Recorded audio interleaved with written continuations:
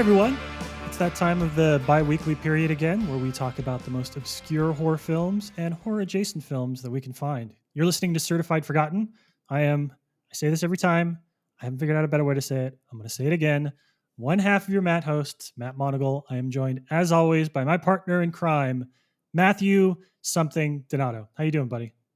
Doing good, and I'm more accepting of the half comparison episode by episode. So you're wearing me down one by one. Don't worry. Continuity is important. You never know which episode people are going to jump into. What's old to us is new to them. You know what I mean?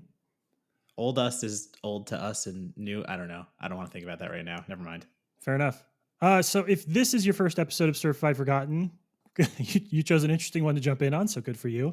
Second of all, this is a show where we try and dig through some of the most recent, about the last 20 years of horror films, the Rotten Tomatoes period in film criticism, and talk about some of the movies that have 5 or fewer reviews. And what this really is our opportunity to delve a bit into some of the stuff that either didn't get enough attention or did get some attention, but that attention did not stand the test of time. This week's movie it's a lot. There's going to be a really good conversation there, and it definitely qualifies across the board for what we're trying to do. And we didn't bring just anybody to talk about this. This was handpicked for us by today's special guest, who Matt Donato is going to introduce right the fuck now. Right the fuck now. I'm about to introduce one of my longstanding Fantastic Fest actually housemates, and also you know her work from the AV Club, where she has been covering pretty much just about everything. So you know her as Katie Rife. Katie, say hello. Hello, it's me, Katie Rife. That is who you are. Yes. So, Kay, I have to say that out of all the guests we've had on the show, you're probably the person that I've been reading for the longest period of time. Thank you. It's great to be able to have you on here and kind of talk about stuff. And I know you're excited about this one too, because while this is specifically, we tend to talk a lot about like straight horror or even kind of like, don't kill me, elevated horror on this particular show. The mandate that we have is pretty broad, and you've tested it today, and I'm really super excited about that. So we're going to get into all of that in a minute. I want to save our conversation about the film, and I want to start by talking about you actually, because I have seen a lot of your interactions on Twitter. I followed you for a long time. We've had some conversations on there, but I think of you as a horror person, but I don't actually know kind of your own personal origin story with the genre. So talk to me about the early days. Like, what were those first couple of films or media that made you think like, oh, this horror genre, weird genre stuff is kind of for me? Well, my origin story is actually very specific because my parents, I grew up in a household where we were not allowed to watch horror movies. And for me, that only increased the sort of appeal of the whole thing. I've always been I'm not always a contrarian, but if someone tells me I can't do something, I go, well, I'm gonna. I always tell people I'm a punk kid in my soul, like a moody punk teenager smoking behind the high school. That's me. That's my essence. And in this scenario, the high school is film, and behind the high school is horror. Am I understanding the analogy correct? Yeah, pretty much.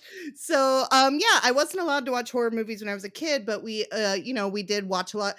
Sci-fi was actually the genre that was big in my household. My dad's a big sci-fi fan. So, but I have a lot of memories of going to the video store and looking at boxes and posters of movies that I wasn't allowed to watch and just being fascinated by them. I particularly remember the box for Motel Hell and the poster for The Ice Cream Man. Those were 2 movies that definitely caught my imagination as a young person. But the first horror movie I ever saw was The Shining, because it was the only horror movie my parents had on VHS. And I was a latchkey kid. So I had, about 2 hours at home by myself every afternoon. And I would just sit and watch The Shining every single afternoon after school, make myself a snack, sit down and watch The Shining, and then just pick up wherever the movie left off the next day. Just watch it over and over and over again. I like that actually. It wasn't a horror film, but I had back in my movie theater days, right after high school, I had one, back in the old iPods, you only had room for one film. Mhm. So for me, that was Gross Point Blank. I would just I could only fit the one movie on there. So I would just watch it. And then when I ended my shift, I'd stop watching it and pick it up whenever. So I appreciate the one dedicated repeat watch. It's a good move. Yeah, I've seen The Shining. It's one of the only movies that I can, I know by heart. I know every minute of that movie upside down and backwards from watching it so much. And then the next horror film I remember watching was The Silence of the Lambs. at a sleepover, and that one freaked me out really bad. But, the more I was freaked out by stuff, the more intrigued I was by it. And so by the time, I was a pretty rebellious kid, I was a punk kid in high school. So by the time I got to college, I was, just pretty on this mission to do everything that I wasn't allowed to do when I was younger. It's a whole backstory. My parents became born again when I was like 12 or 13. And so I had kind of a rough teenage years because I had already decided that I wasn't on board with that. And so it was kind of a rough time. And so I was pretty rebellious around the time. And horror movies were part of that. It was part of me rebelling against my youth and my upbringing.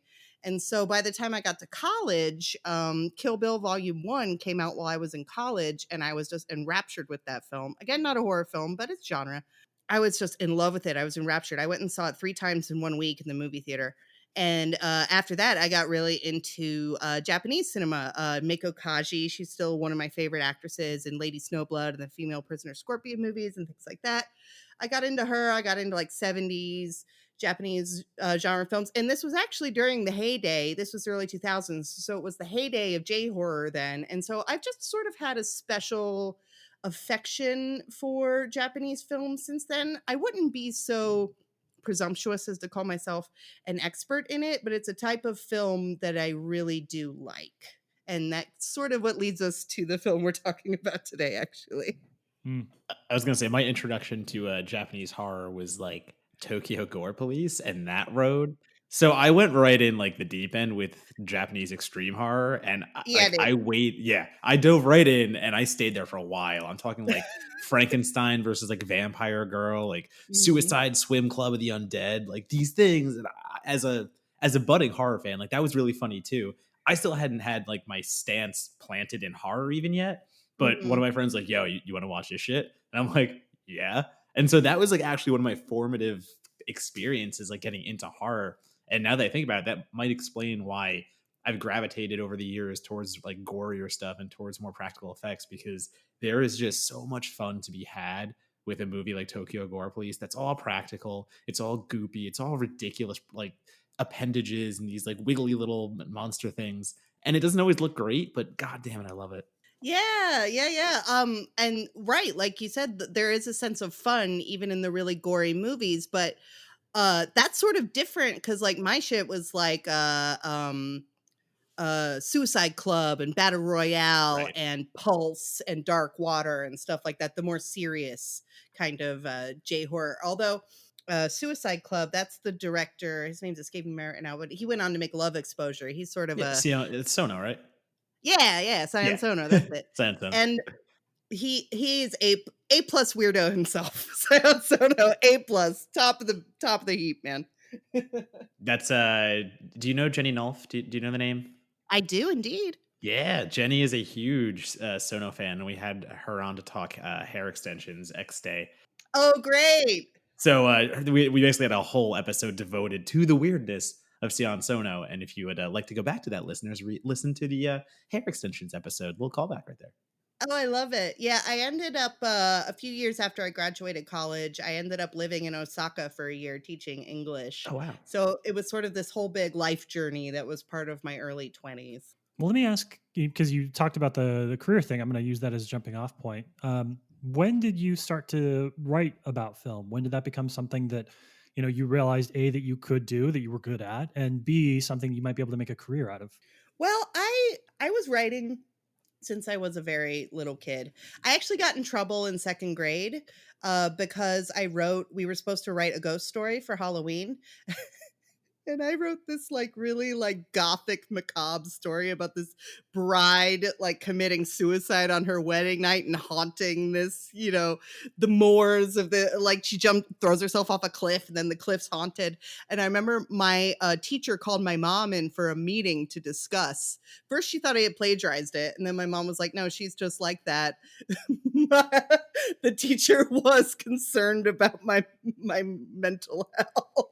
So I've been writing since I was a little kid, and I've been a morbid weirdo since I was a little kid. So I started writing seriously to answer your question in college. I had a professor. Her name was Ruth Bradley. She taught experimental film, and she really encouraged me. She pulled me aside and said, "Well, some of the film analysis papers you're turning in are publishable. And I was like, oh, really? And she encouraged me to send my stuff out. And I started writing. I couldn't get into it right away because I didn't really have the financial resources to do an unpaid internship when I came out of school. So I started writing for a website that definitely no longer exists called gogoray.net in the mid 2000s. And then I started working for the Chicago International Film Festival, writing copy for their catalog for the free movie tickets. And I did that all from probably about '07 through 2012. I did that off and on. And then I took a little break from writing because, first of all, because I went abroad. And then after that, I was involved in a video group called Everything is Terrible. And so I was doing a lot of found footage video work for a while. And so I wasn't writing as much during that time. But so there was the sort of chaotic period where I quit my job and I was working in a video store and not making a lot of money and sort of making found footage films over here and programming film screenings over here and writing film reviews over here and just doing a little bit of everything in this world. And in 2014 was when 2012, I got a job at MrSkin.com. And so my first professional gig as a writer was writing titty puns. That's how I cut my teeth as a writer. I did that for a year. I first went to Fantastic Fest, credentialed for MrSkin.com. Thank you, Fantastic Fest. They were one of the only festivals that would credential me for that website. Shocking. Yeah, because I really just wanted to be a film critic. You know what I mean? I really wanted to be a film critic, but this is what the job that I could get at the time with no experience. And I worked there for a year, and it was okay. I like to tell people I got harassed a lot more when I worked at restaurants than I did when I worked at Mr. Skin. All the guys I worked with were very professional, but it was all guys, and so it wasn't very sustainable. Then I wrote a book called "If You Like Quentin Tarantino," which is just sort of a beginner's guide to grindhouse films. And a year after that, I got a job at the AV Club. So I didn't get paid. Writing wasn't my full-time job until I was 31 years old. That bodes well for me because I just turned 31. Is this my year? There you go. Is this finally my fucking year? Holy shit. Possibly. A lot of stuff turns a corner when you turn 30. You just have to keep at it. That's what I tell people all the time. It is way, way too late for me. It's way too late for me. It's not too late at all. It's never too late. Well, so I have a question going back to your found footage days and when you were Mhm. actually creating. And I mean, one of the things I always think about is I'm a film critic who never went to film school. I didn't even go to I didn't take creative writing classes and stuff like that or journalism classes. So I come from a business background and I am strictly evaluating films just on my knowledge of what I've learned as I've gone. And I do have some friends in the film industry who I just basically ask all these questions. I want to learn the filmmaking side of things. But so as someone who's created and then someone who jumps back into film criticism and, writing from a mentality of being a critic versus being a creator, is it ever hard to separate that? Are you ever watching a found footage film and you're going I know how hard this is to make versus what actually you're watching? Well, I mean, both. I think I can appreciate how hard it is to make, but it doesn't diminish my ability to look at it as a critic. It sort of enhances it, I think. Because we didn't film anything, we didn't shoot. It was all collage from existing sources. So the whole thing was we were the first found footage collective. There were groups before us. There was TV Carnage and Lost and Found Movie Night. And you can go all the way back to Craig Baldwin. Assembling films out of other films is a concept that's been around for quite a while. Joe Dante's The Movie Orgy came out in 1969. We didn't invent anything, but we were the first ones to have a website. So we launched a website in 07 or 08. I forget when it was, but it was a while ago. But we were the first ones to get on the internet. And this is when Tim and Eric was coming up too. And our specialty was we would take stuff that we had found on VHS tapes at the thrift store and sort of, chop and screw them and take all the good parts and mix them up and try to create comedy out of the raw materials that way. So, I mean, I don't know anything about cameras. I don't know anything about lighting, but I do know quite a bit about editing, and I can tell when a movie has good editing or bad editing based on that. And specifically when I watch a found footage thing, I am very picky about Okay. those. There's one that I saw recently that I thought was extremely well done. I'm going to plug it. It's called Ask Anybody, and it is a found footage film made out of like hardcore gay hardcore movies from like the 70s. And Evan, Oh yeah, yeah, yeah, yeah. yeah, Evan Can't remember his last name. Purcell, I think is how you say it. But he made that one and he did an excellent job. He's trying to find a streaming platform for it right now. But yeah, I guess to answer your question, it enhances it more than anything. So let me ask, talking a little bit back, because the film criticism background, you've got the filmmaker or at least film editor background, that kind of informs how you approach movies. But you've been so plugged into the festival scene for so many Mhm. years now, and part of your discovery process and seeing stuff that may or may not ever see the light of day here. How is that experience of being able to go to smaller regional genre festivals? Been on juries before for some of these as well. How does that shape kind of how you interact with genre cinema as a whole? Well, it's been absolutely instrumental. Genre festivals and Fantastic Fest in particular have been like, I wouldn't have the career I have now if it wasn't for Fantastic Fest. That's where people first started to notice me, and that's where I first started to meet people. And it didn't get me my job at AV Club. That was just because they're in Chicago and I'm in Chicago. But like, it's absolutely instrumental. I think if you're an aspiring writer, if you can figure out a way to get to the festivals, or if there's a genre festival in your city, I think it is absolutely 100% worth going to them. In terms, mostly what happens with my job as a critic, because I don't just do horror, I do general film reviewing. Like, I reviewed Once Upon a Time in Hollywood and Little Women last year. It's not all horror. And I also write about music and TV sometimes. But you have to be a generalist nowadays. But how Yeah. it usually works with my job, so what happens is I see a movie at a genre festival, and what happens usually is that I'll see a movie and I really like it, and I play cheerleader for that movie until it comes out, and then I say to my editor, "I'll be so mad at you if you don't give me this movie to review." That's mostly how it influences my job that I have now. That's yeah. I know that exact feeling of just like I saw this. It better come out. Oh look, it is coming out. You all better go see this. And remember, I'm the one that told you this. Yeah, I've been tweeting this shit for 6 months. Yeah. Give Yeah, me you my know, credit. a little bit, a little bit. But it's more just excitement, you see stuff that's really exciting. Yeah. One of my favorite Fantastic Fest memories was seeing Raw at Fantastic Fest, and it just blew my mind, and I just loved it, and I just sang its praises up and down, for months after that. Yeah, and I mean the short version of how Certified Forgotten even came to begin is me and Monocle talking about exactly what you're saying. Those smaller films that you champion for so long, and then maybe they don't even get the distribution, and maybe they never get the hits that they should have.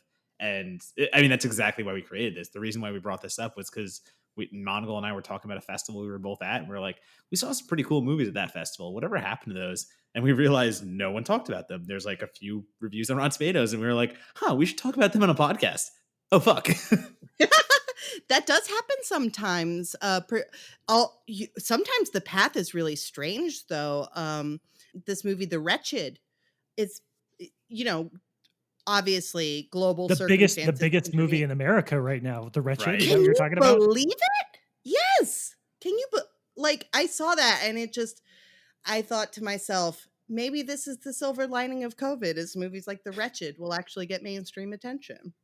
Heck yeah, because that would have went right at IFC Midnight. That would have just coasted under the radar for most general viewers. I mean, the genre community would have known about it, but even at that, it would have been 50-50, I think, for The Wretched.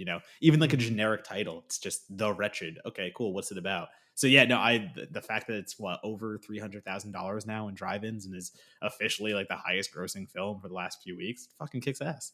Yeah, it's amazing. You know, terrible situation overall, obviously, Of but course, we do not wish to extend this for more films to do the same thing the Wretched did. But also, wait, I should date it. It's May 28th, so as of May 28th, it is one of the highest grossing. We don't when this episode posts, it may be a different horror film in drive-ins. I'm going to go out on a limb here and say that if we could post this episode in October and that number, like there won't have been a lot of movement on Mm. what the highest grossing movie theater film of the year is. I'm sorry to say. So Yeah. Yeah. I appreciate you date stamping it, but I think that's a pretty evergreen statement. Doing my due diligence here, just making sure we're good. I like it. Again, the rigor. Well, we're going to take a quick break right now, and when we come back, we're going to talk about the movie that Katie brought for us. And actually, it's a lot of the talk. She said this ahead of time. A lot of the talking points she's been bringing up, I think it's going to weave together pretty nicely. So stick with us. This is going to be a good one.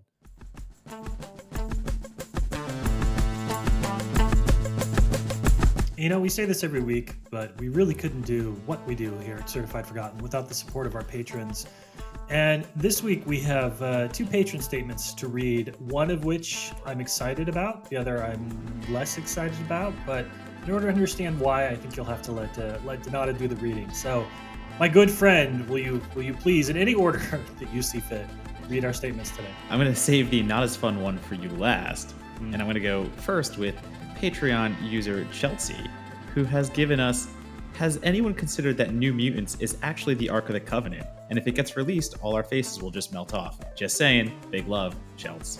I'm actually with that, but unlike the characters in Indiana Jones, I think I'd die happy if I finally got to watch that. At this point, it's reached sort of an almost religious standpoint for me, so I'm ready. I'm ready to go. I'm New Mutants over Tenet, obviously. It's not even a question. At least one of the directors isn't trying to kill 500,000 people in the United States. That we know of. And our second Patreon subscriber who has given us something to read is none other than Andrea Monagle. And this is what I have been tasked to read for you, Matthew. Warning, this is a spoiler for season 1 of Fargo. Martin Freeman's character died when the snowmobile he was riding broke through the ice in the middle of a frozen lake. He did not escape to be revived by lazy writers in some unknown future season. You do not need to see a dead body in a morgue to understand and accept that the character has died. This 6-year-old argument is now closed. All right, I respect the fact that Andrea is willing to pay good money to our writers in order to ensure that she gets the last word. But we have literally had this argument for 6 years, and if you die off camera or if your death is alluded to but never confirmed, I feel like there's a chance you come back. So, I'm going to leave this up to our listeners. If you please respond to the Certified Forgotten handle on Twitter with whether you think Martin Freeman is dead or not at the end of Fargo season 1. I have a feeling I know where you're going to lie, but it'll make my wife very, very happy if you agree with her. So prove to me I'm wrong, because I don't think I am. Also, just interact with us. Just yell at us. We like any kind of interaction. That's true, except for you, Andrea. You're off limits now. You got your little story read here on the podcast, so you're done, son. You better hope we get some more Patreon subscribers on that tier, otherwise we're going to have to go back there real quick. I'd love it if she just made you read the same thing every over week. And over. The long game. So thank you to all of our patrons, except for Andrea. Let's get back to the episode.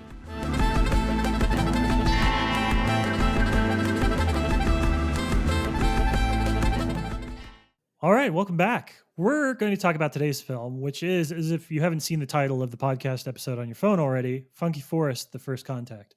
This is a 2005 Japanese film, and it's hard to explain it in a way that does it justice. So what I will say is this is a film by 3 Japanese filmmakers who come from a varying degree of backgrounds. They have a mixture of live action, comedy, animation, even some kaiju films on their resumes. And they have combined to create a 2.5-hour sort of a variety movie, a movie that sort of lends into each of their different stylings and tells these interwoven, almost like a sketch comedy, but not quite, kind of telling of a universe. There are core sets of characters, a group of brothers, a group of business people at a weekend resort and a school, and they intersect and bounce off each other's in interesting ways. There's a lot of dancing, there's a lot of music, and there's actually a pretty fair amount of body horror as well. So Funky Forest, The First Contact is not something that you're going to be able to easily articulate when you've watched it. And if you look it up, you're going to find a lot of people have put it on their most what the fuck Japanese movie list ever, which I don't agree with that, but that's kind of that's setting the stage for you. That's what you're going to get into here. So I want to start, Katie, by asking you said this was a movie, we were talking beforehand, you said this is a movie you haven't seen in a while. You finally got to watch it again, but it was one of the first one that came into your mind. What made you want to bring this to us? Well, I actually thought about it for a little while before I picked Funky Forest. And once I decided that this was the one I wanted to do, I said, oh, yeah, we absolutely have to do this one. Because I was kind of thinking back. This is one from when I was a video store clerk. There was a time when I was working at two different video stores in Chicago. One is called Facets, and it's a pretty well established, pretty, I don't know, highbrow film library place. And one is another place called Odd Obsession, which RIP, they just recently closed during these stay at home orders. And they were an independent video store full of people who just loved weird shit. One of my old coworkers, Ignatiy Vishnevetsky, wrote a very lovely obituary for Odd Obsession on AV Club. If you Google Odd Obsession, Ignatiy Vishnevetsky AV Club, it'll come up. So you can find and Odd Obsession is where I first saw this movie. It actually came out on DVD in the late 2000s. And like I said, I was having a bit of a J horror phase at the time. I was just really interested in this particular type of cinema. So it came up, and I was also aware of the director because he had done a film called The Taste of Tea in 2004. That the best way to describe that, it's sort of like an Ozu movie on mushrooms. Hmm. Like it's a really low key Japanese family drama, but it's got a lot of like strange, surreal touches to it. That sounds like that melts you into your couch pretty effectively. I like it. It's similar to this one in that it's very low key and it takes its time, but I find it just endlessly charming. I like The Taste of Tea a lot. And I like how you're describing another movie as something on mushrooms, and I'm so curious to see how you describe this fucking movie then. Well, it's also on mushrooms. It's like on double mushrooms, and they're laced with LSD, and also I don't even know, man. No, okay, I gotta say that actually because I want to jump on what Donato said. Like you recommended this to folks. When you recommend it, like what do you say? What's your hook? How do you describe it? Well, I'd only recommend it to somebody who I know was already sort of initiated into this type of film because, well, specifically someone who watches a lot of Japanese films as opposed to weird films. Because I think to truly wrap your mind around Funky Forest, it helps to be familiar with a couple of different sort of Japanese cultural conventions. For example, there's two characters who are sort of a stand-up comedy duo, and that's a common type of comedy in Japan, and they're lampooning that. And then all the high school sequences are kind of making fun of these sort of saccharine 80s and 90s Japanese high school movies, which tend to be very sentimental. And so they're kind of making fun of it by giving it a surreal twist.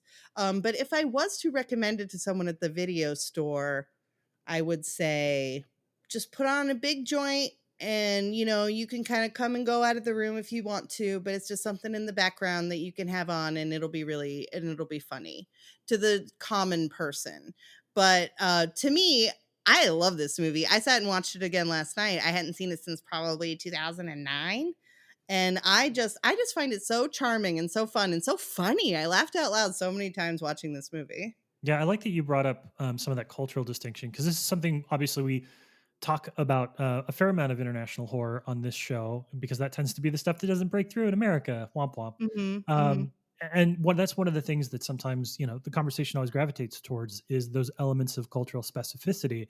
And as somebody that doesn't know Asian cinema particularly well, doesn't know Japanese cinema particularly well either, like watching Funky Forest is an experience in recognizing that there are intertextual commentary that I am not getting, right? But still liking the movie enough to sort of get that. I think the first observation I have about this just after watching it is it's something that does a really good job of not being inaccessible, which is a strange thing to say about a 2.5 hour like variety surrealistic fever dream, but it's accessible. It doesn't, there's people that are like, oh, weird Japanese horror. I'm like, I think you're kind of blending and saying that like because it's Japanese, it's weird and vice versa. I'm like, no, there's a lot going on here.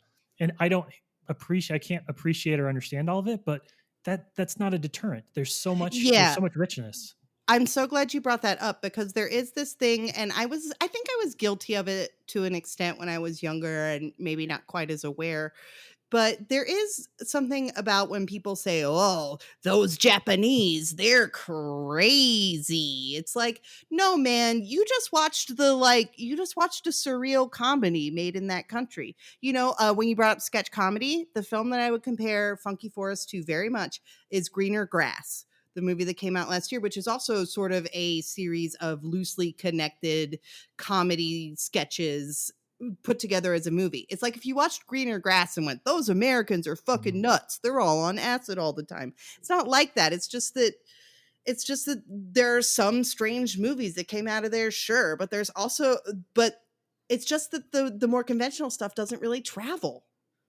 Yeah, the thing that came to mind with the sketch comedy is I found myself thinking more than once about Kids in the Hall. I was like, if you Mhm. appreciate sort of these interwoven, like single concept episodes that kind of have characters that pop up and repeat throughout all of it, and they might not always be laugh out loud funny, and they might just be like running with a premise that isn't going to work for you, but there's like a heart and a spirit to it. For me as somebody that grew up in high school watching a lot of Kids in the Hall, I was like, I this feels of a piece with that. Like if you like Kids in the Hall, you'll probably like Funky Forest. Maybe not all of it, but probably a bunch of it.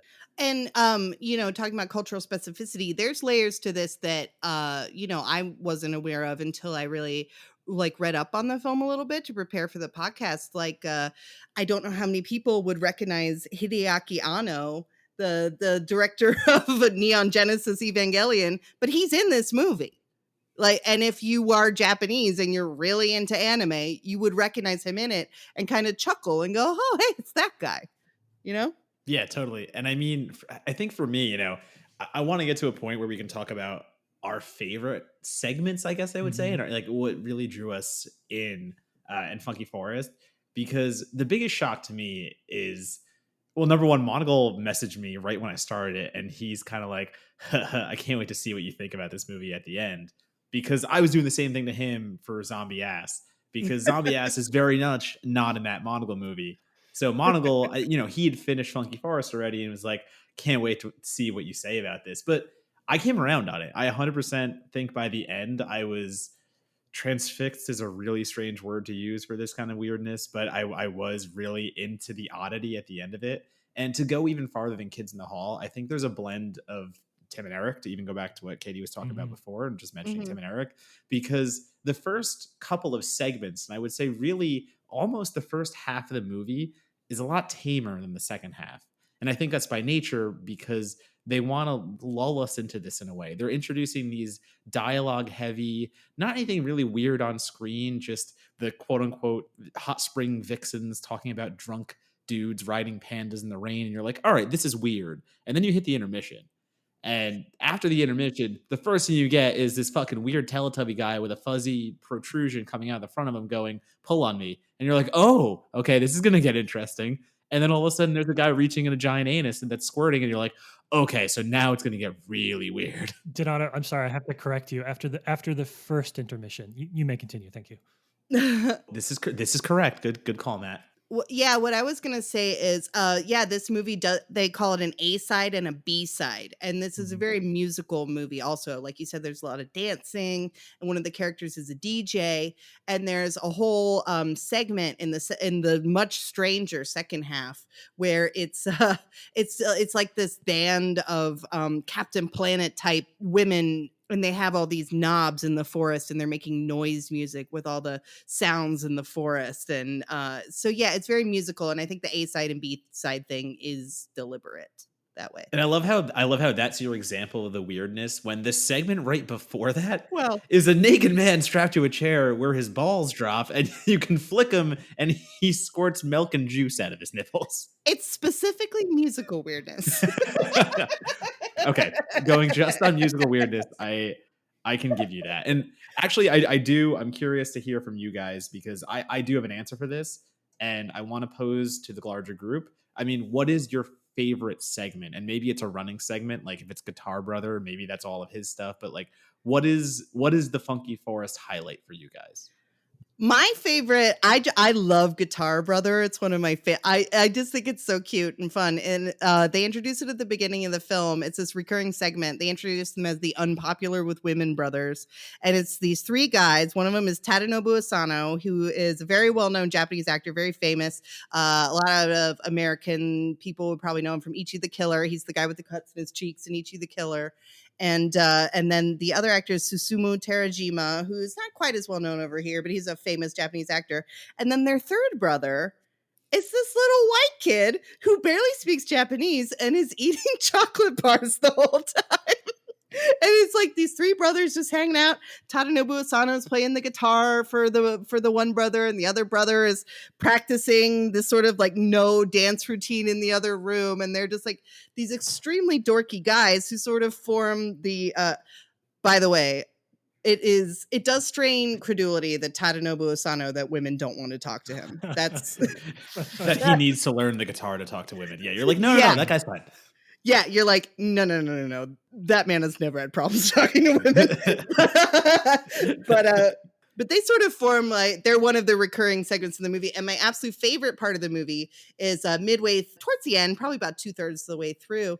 The Guitar Brothers host a singles picnic, and they invite all the other men who have appeared in all the other segments throughout the movie to come to this singles picnic, promising them that there's going to be chicks there, and then no chicks show up. And so it's just all this big band of dorky guys just getting drunk together in the park. And I find it really charming. I just think it's really fun. Well, what I like about that segment actually, and that recurring theme of Guitar Brother, is exactly you get the introduction at the beginning where Guitar Brother is trying to learn guitar to get ladies, and he plays just for that angle, and that's the first segment. So you think that's going to be the recurring thing every time he comes back, but in the second segment, he's just kind of like playing, and the little white brother who is eating like candy or chocolate in every scene, and Snickers. He's just playing for him, and they're Mhm. just brothers having fun. And it's a really sweet moment of like the little brother being like, "You're so good, this is great," and him being like, "Oh, well, thank you." And then the third brother comes in and is like, "You're being very brotherly," and it just ends. And it's like, that was fucking wholesome. What is happening here? Yeah, but that's the stuff I like the more chill hangout parts of this movie. The segment you mentioned with the yellow guy pulling on the little naval penis thing and then reaching into the machine, and there's like a butt, and it just gives that segment in particular. If you Google Funky Forest: The First Contact, a bunch of YouTube clips will come up, and it's all that scene from the movie. And people, to speak to the weird Japan thing, people will kind of misleadingly be like, this is a normal movie in Japan. It's like, no, it's the weirdest part of a weird movie. The weirdest part of an already extremely weird movie. Like this isn't even base value weird. This is like you've gone 3 steps above where the normal weird is for Japan. Yeah. I agree like 100% there. And also, how many times did I get fooled into watching somebody get jerked off in this movie? I feel like that happens multiple times. Many. Okay. I just want to make sure that wasn't me, because I'm like, I'm horrified. I'm laughing. Also, should I feel violated right now? Because there is a smiling man baby, and whatever tube is coming off the end of him is being stroked very vigorously, and he is smiling. And what is happening? Yeah. I think that kind of speaks to one of the recurring themes in this movie is just like loser dudes who can't get a date. And I feel like the jerking off stuff is kind of a piece with that. Mm-hmm. It does go, it docks well. Yeah, it all ties together. But yeah, like the thing is, it does have, I'm not going to say this is not a weird movie. It has a lot of really intensely weird parts. But a lot of it is just sort of a low-key hangout comedy with Guitar Brother, and then with the Hot Spring Vixens you talked about before. Their segments are all just them. It's like these 3 women friends. They're at a hot spring together for the weekend, and most of it is just them telling stories about weird shit that's happened to them. The other one's being like, what? No way. And then that'll be the end of the segment. I like the chill hangout comedy aspect of this film. That's my favorite part of it. What Katie brought up is kind of what I responded to as well, which is super unsurprising if you've listened to this podcast. And if you've seen the film and listened to the podcast, you could probably pick the exact segments that Donato and I like the most. But, I think a lot of times with this sort of experimental surrealistic comedy, the mistake that filmmakers and writers make is they go big to go big, right? Like they have the intention of making the audience uncomfortable in order to elicit a reaction, and that's awesome. But they forget to do anything with their characters that makes any of it matter to them. And so a lot of times you're left with like weird, bizarre kind of stuff that is just weird and bizarre. And you're like, that was funny. And then later you're like, like whatever, like I'll wait until I see the next YouTube clip, I desperately want to see a Great Choice. I'll never get to see that again, but that's another example of something that kind of pushes that a little bit. But what I like so much about Funky Forest and what really resonates with me throughout is that the entire experience for a lot of these characters is super mundane. Like they're having normal day-to-day conversations in the middle of the insanity that surrounds them. They are to Donato's point, they're jerking off men babies that are tied to a men baby tree. But then they're talking about, like, are they mad at each other? Or is it okay that they talk too loud? Or, they're celebrating these small victories in life that they have. And I think that undercurrent of sort of like just everyday average normalcy is what makes the surreal weird stuff really lock into place for me. And I think there's no better example than my favorite segment in the film is Takafumi's Nightmare, which is Mhm. an entire dream sequence, dance sequence that takes place on the beach, where there are these two giant speakers that are coming out of a car, and he sort of hallucinates his way through these three or four different songs. He goes down and dances with some of the people that he sees on the beach, and he's also sort of harassed by these other creatures and characters that come out. But the entire thing is sort of this allegory for the relationship he has with Noti, who is a friend of his that he's sort of, back then we would have called it friend zone, but wants to be in a relationship with, hasn't been able to get over the hump with her. And like all of this surreal, dream-like logic, the really good music and the incredible dance number stuff, all of that sort of is intercut with him kind of trying to articulate why he's unhappy with Noti and why like the relationship isn't working and why he feels like she's asking a lot of him. And again, it's like, it's boring. Like a guy likes a girl that doesn't like him back. Like every movie since the fucking beginning of time, this is the plot. But it's the banality of that kind of stuff that makes the weird imagery and the hybrid of animation and live action just shine so much more because the stakes are so low. But it's not a bitter movie. You know what I No. mean? We keep talking about these themes of, kind of loser guys, but there's no bitterness to it. In fact, it's a joyful movie. There's a lot of dancing in it and a lot of really, it's fun, and that's another thing that I enjoy about it. Yeah. So we've been talking about the really heartfelt human elements of the film. Donato, it's your turn. So, what if I was going to blow your mind right now and say that Takafumi's Nightmare was also my favorite segment? Hey! I was going to say, me and Monagle never agree here. And I honestly, that was the first time in the entirety of the production where I was drawn into a segment. I'm like, okay, this is kind of what I signed up for. I was promised something weird and obscure and absurd. And, the minute a wolf man comes out of a car and hands Takafumi an assault rifle and then starts dancing, and you're like, yeah, okay, this is what I've signed up for. But so I will say though, because that is your favorite, and it might be my favorite, but I have another one on deck to give love to in lieu of being my second favorite.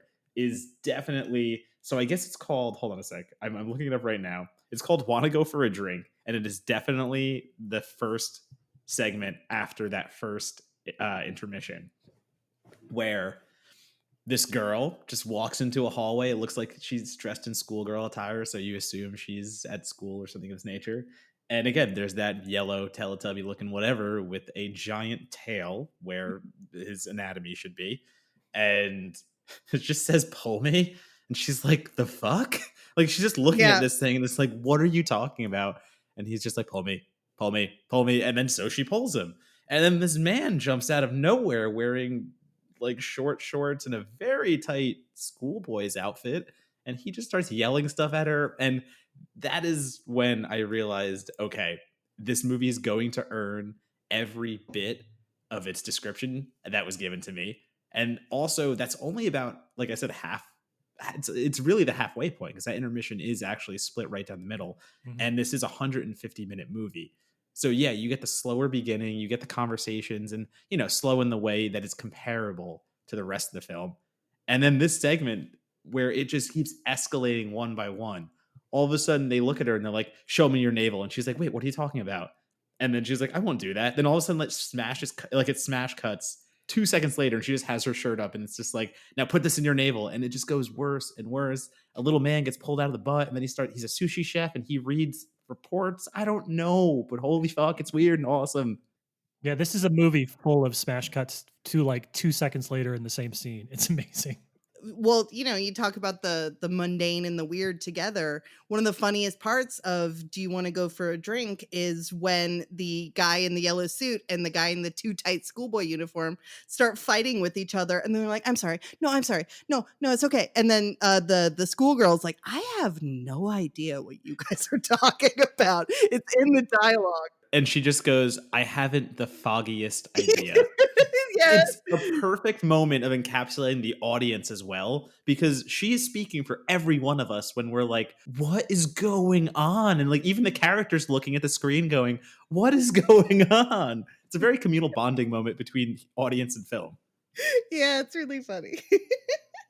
I want to ask you guys, talking about our favorite segments. I want to ask both of you what you think about kind of the dance in this too, because knowing that this comes from people who are animators who have a love of animation and therefore a love of motion, and knowing that there are so many dance numbers in this movie, and kind of like the dance numbers all feel very much like a kind of a lack of self consciousness and expression. Like, what did I was really moved by the dance in this movie. Tell me what you guys thought of the scenes where the characters break into dance.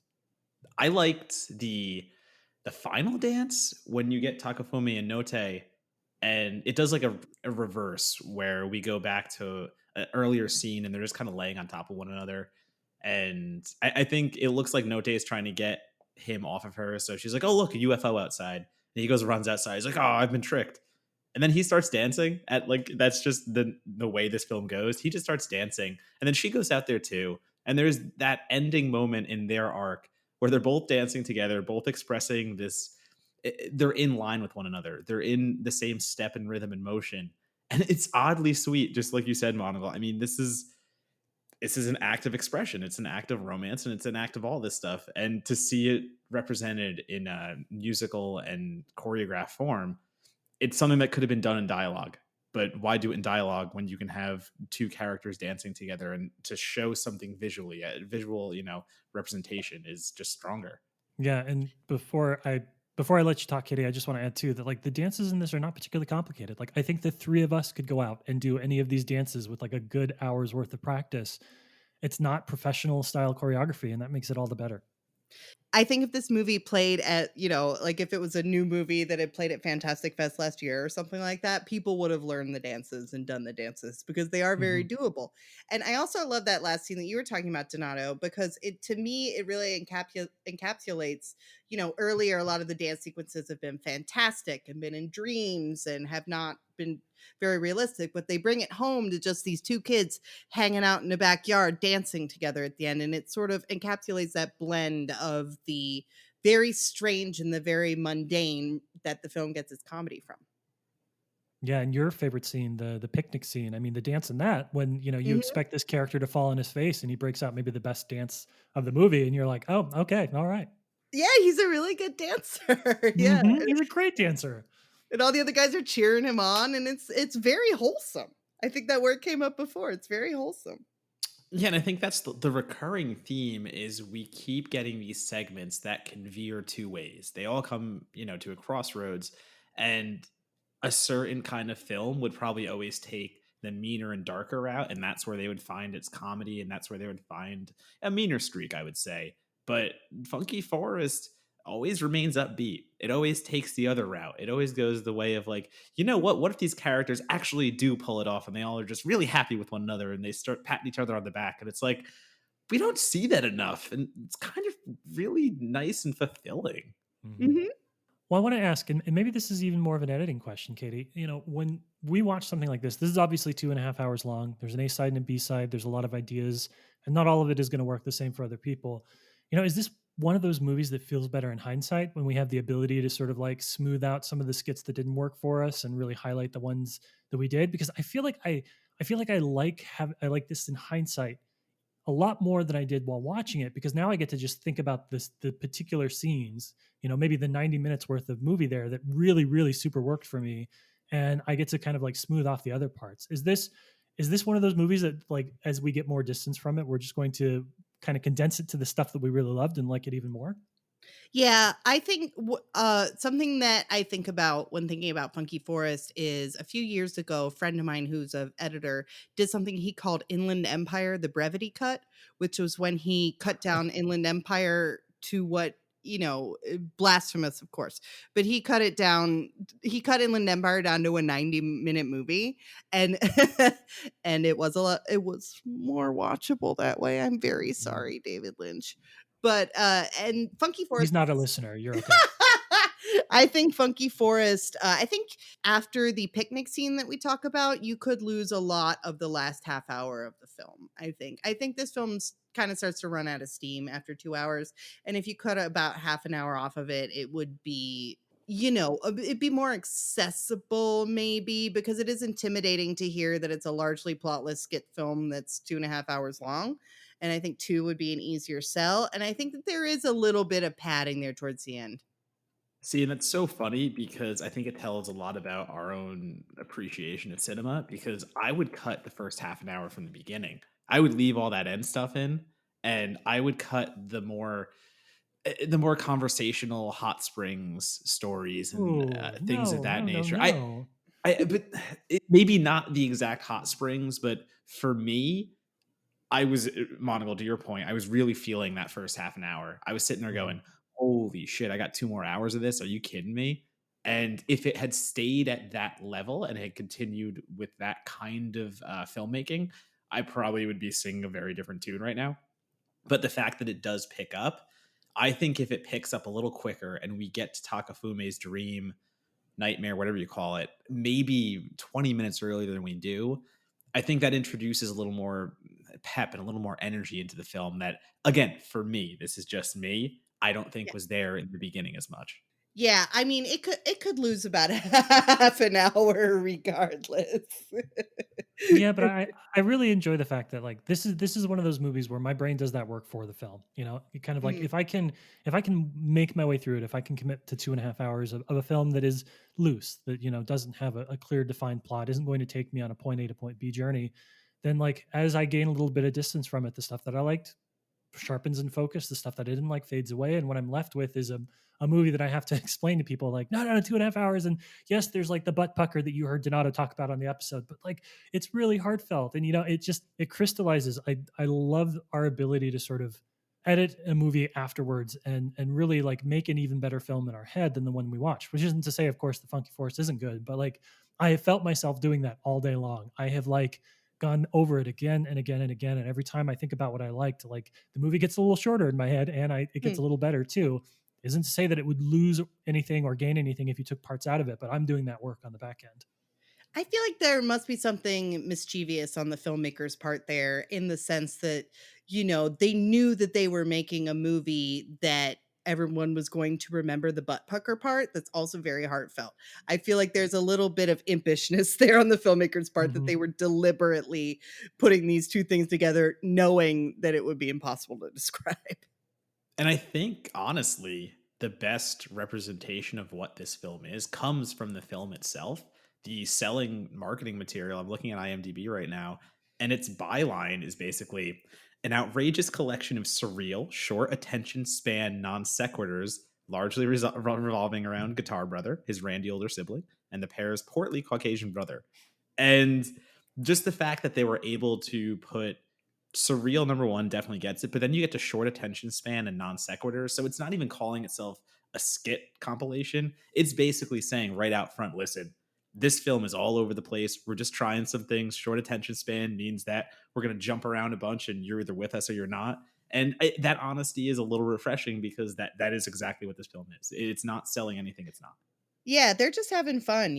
Have you? I know that the one of the three directors, Sunichiro Miki, went on to direct sort of a spiritual successor or direct sequel to this called The Warped Forest. Have you seen that, Katie? Do you have any insights into whether, if you like this movie, if they should seek that one out as well? No, I have not seen the Warp Force. I'm mostly familiar with Katsuhito Ishii. He was sort of the main impetus behind the film, and I think if you like this film, you should watch his film, The Taste of Tea, that I was talking about earlier. Mm. Well, normally we on this part of the podcast we'll talk about what reason why this movie may have fallen through the cracks a little bit. I don't think that this is an accessible sell in the United States for a lot of different reasons, but I want to ask what you think could make this sort of a cult classic. The movie clearly has its fans. There are the YouTube compilations that you mentioned. I know that I'm going to be putting Takafumi's Nightmare into heavy rotation in my own YouTube channel. But Mhm. like you can go on Reddit, and there are people that say that this should be in the Criterion Collection. There's a great thread that I found on there. So this is the sort of film that a lot of like very small but very diehard audience is into. does it ever have a chance at sort of crossing over and becoming kind of a bigger cult classic for audiences, do you think? I actually do think that I think that maybe the world might be ready when the 20th anniversary comes around in 2005. I think in particular, now that, 20 years later, this film did play at Fantastic Fest back in 2006, in the very early days of Fantastic Fest. It played Fantasia in 2006, in the early days of Fantasia.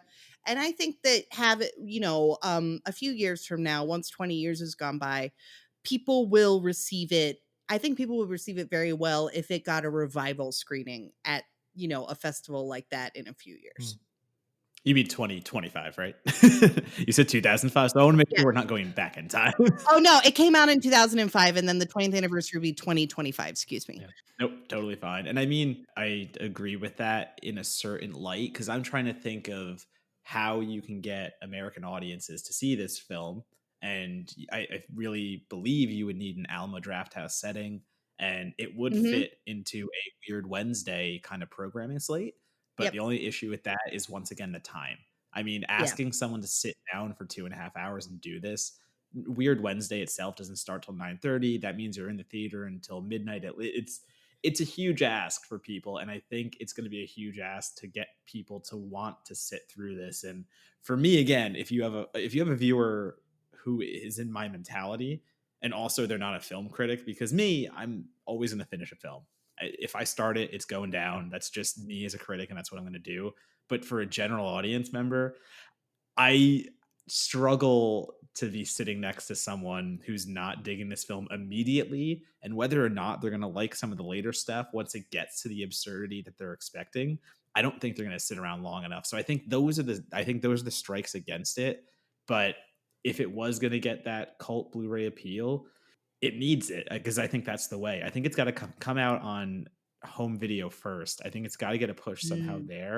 And if people discover it there first, then they'll go, all right, listen, I watched the whole thing. I promise, friends, we're going to go see this in person. Just sit through the first 30 minutes and it's going to get fucking weird. Well, it's funny. I think this is an ideal 2 o'clock Fantastic Fest movie. This is the perfect afternoon Fantastic Fest movie because people will give it a chance and people will stay the whole time, and it's low key enough that it's not a late night because it is very low key. But I think it's a perfect afternoon genre festival movie. Yeah, and I think that speaks to a little bit of why festivals are so important in a way. And I did want to get here eventually.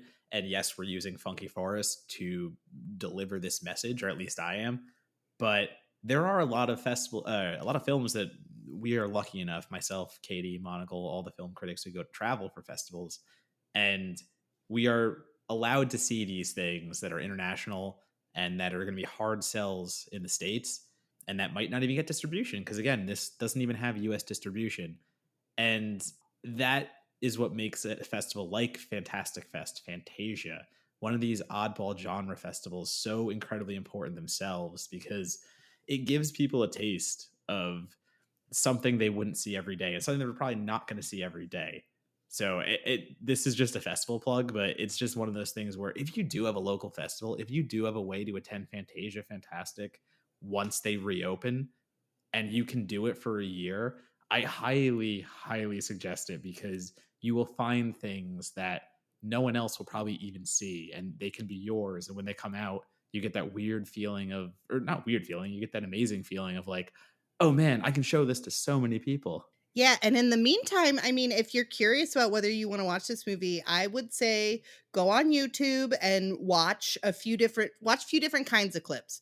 Watch the weird clip that we've been talking about, and then look up a Guitar Brother clip, and Mhm. then, just watch 3 or 4 clips from the movie because there are lots of them on YouTube, and if you like 3 or 4 of them, then, the whole thing is also on YouTube. You can watch the entire movie on YouTube because it is currently out of print in the US and it's kind of hard to find otherwise. Yeah, and I'll just close on what Donato was saying too. This is, if you have the opportunity to see movies like this, see them in theaters, and it's not just because you might not be able to see it any other way because of distribution deals and things like that. But I think as much as I enjoyed this movie, as much as I surprised myself by enjoying this movie, it was difficult for me to take the distractions of my life out of the picture and kind of sit down and watch it. The movie theater allows you to have kind of a one-on-one experience with the movie that you just can't have in your home. I don't care how big your television is. I don't care what kind of a study you have or what kind of a TV room you set up. You're just never going to be able to focus on a film, give a film your undivided attention in quite the same way as you will in a movie theater when, of course, movie theaters open back up again, if movie theaters open back up again. So if they're in that future, you do see the weird stuff at a festival, go see that. Go see stuff that won't get theatrical distribution, that you think won't get theatrical distribution in the United States, because that's the stuff probably that requires a bit more focus, that requires a bit more attention. And if you are going to pass up on that to go see, I mean, whatever coming to Netflix in 2 week movie is, like, you'll see that anyways. These kind of movies, the really long stuff, the stuff that isn't from your culture or isn't, are from societies or cultural differences that you're not used to, the more you can give yourself over to that and the more focused you can be on watching it, the better your experience will. Preach. That's all I got to say. I agree. Right on. Yeah, sorry. I figure I do that like once every 5 or 6 episodes where I get really up in arms about, like, see it in a movie theater, put your phone down. So this was the time for me to do that. I'm good for another 5 or 6 episodes. All right, Katie. Well, thank you for bringing us something that was just one of our more fascinating conversations to date. And I know you're always out there and you're recommending really good stuff. So if people want to follow you on social media, if they want to familiarize themselves with your writing and see the kind of stuff that you're watching and recommending, promote yourself. What are the best places for people to go? Well, I'm on Twitter at Rife with Katie, avclub.com. I have a byline pretty much every day of the week on AV Club. Like I said, I do film coverage a lot, and I also do, to a lesser extent, but I do regular TV coverage, regular music coverage, generalist in film, but horror and genre is where my heart lies. If you want to know what I'm watching, you can follow me on Letterboxd. Just look up Katie Rife. That's where I put my pithy off the cuff late night reviews. It's on Letterboxd. So yeah, you can look me up on there too. And while I add you on Letterboxd, Donato, will you please promote yourself to our viewers? Why, of course I can. You can follow Matt Donato at Donato Bomb on Twitter, Instagram, and Letterboxd. You can see my byline on places. Right now, I don't even know at this point because the whole situation is making it a little hard to sell things. So usually it's in Slash Film, Collider, Blade Disgusting, Dread Central, go down the list and I write for them. But until they get their budgets back, it's a little dicier out there. So buddy, I'm sorry. Yeah, hey, it's how this all goes. There's a lot of people got it a lot worse than me. So I ain't no skin off my back. I'll still be cranking out my horror reviews, and that's at least the least I can do. And the Merry Hour. Don't forget the Merry Hour. Right, I do a live stream with Perry Nemiroff every Friday after work, 4 PST, 7 EST, where we talk about news, we talk about film stuff, and then we play each other in beer pong and see who's going to be the victor that day. Fun. Yeah, as some of you already know, I've had the pleasure of being one of his guests. I'm not good at beer pong. We shall talk about this no more. The end of that. I can talk about the game I hit 7 cups and you hit 0 and we lost, but that's fine. 7 isn't 10, Donato. You still cost us a victory in my book. Oh, fuck you. Thank you so much. As for myself, you can follow me on social media at LabSplice, LabSplice. You can follow me on Letterboxd at whatever my name is on there. I don't remember off the top of my head. But yeah, and as always, if you are enjoying this show, and I can't see why you wouldn't be, take a moment out of your day, leave us a review. It really helps not only to give us a little bit of motivation, because a lot of times it's Donato and I working in a bubble and wondering if people are liking what we're saying out there. It's just the fact of producing content on the internet. You never really know.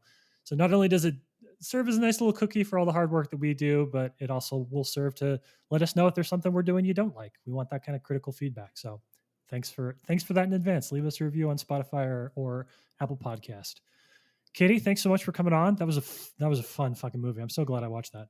I'm so glad you liked it, and I'm so happy you had me on. Thank you so much. Of course. Donato will take us off as only Donato can. Motherfucking team and win.